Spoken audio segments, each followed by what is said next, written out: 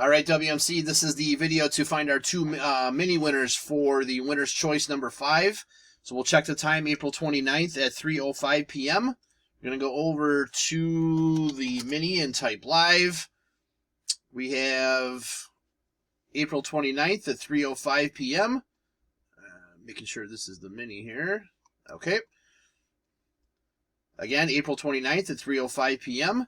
There is the list of our 10 entries. We're just going to randomize your names, and then the top 2 after the final roll will win spots in the main. So we need a dice roll of 5 or higher. There's 7.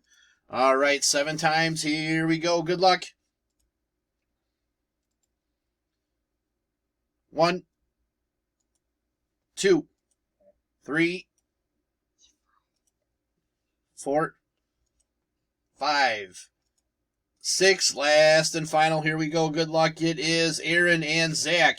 So, Aaron, you'll get your choice of 2. Zachary, you will get the remainder.